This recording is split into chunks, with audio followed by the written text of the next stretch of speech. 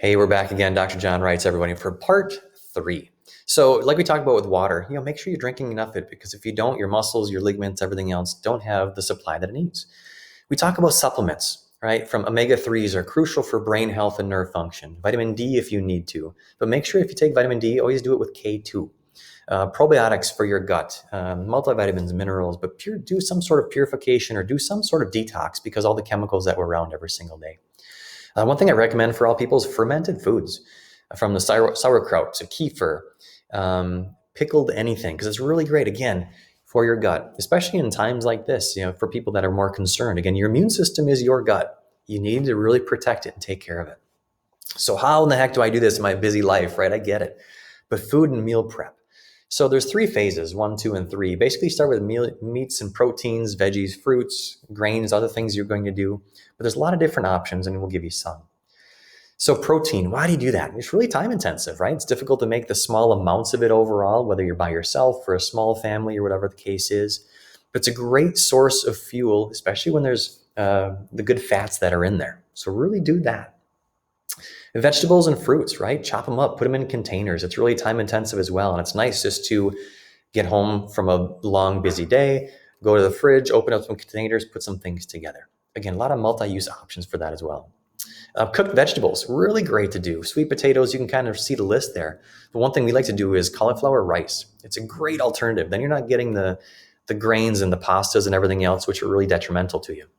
But again, prepare the greens for cooking, right? So spinach, kale, Swiss chard, beet greens, all those great things are options for people. And it gives you a lot of different nutritional sources that most people don't do every single day. So again, we look at meals for the week, right? You can package all these things up in containers like this to make it a little bit more easy for people. Again, same thing for breakfast. Sometimes we do maybe like the overnight oats or a chia pudding. You can do some shakes, making sure you're getting good sources, especially vegetables. And if you do shakes, one of the common misconceptions and things I see is people want to put a ton of fruit in there. Again, that's a lot of sugar. So you want to really balance that out with vegetables and fats as well. Again, egg, veggie dishes as well. Again, the other cool thing you can do too, like just do sheet pan dinners, where you basically throw everything on a big sheet, throw it in the oven, and start to do things there, right? Then it's all kind of done together. But again, if you do a lot of the meal prep ahead of time, it really helps out a lot, okay? Superfood bars, you can kind of do the snacks. All those kind of things are really important. Again, the goal is, how do we make our lives as easy as possible, looking at the food aspect, right? So what about lunch for your kids, right? Do the same thing. You can Google or search for paleo lunchbox recipes. There's some really great options for there. But again, especially with kids in the school area, right? The more you supercharge their brains with good nutrition, their brains can work better. They can concentrate better and get better out of school.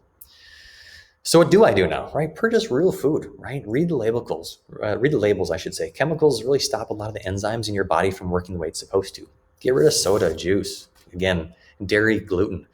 Ask questions. Do high quality supplements, not the ones that often you get off the shelf.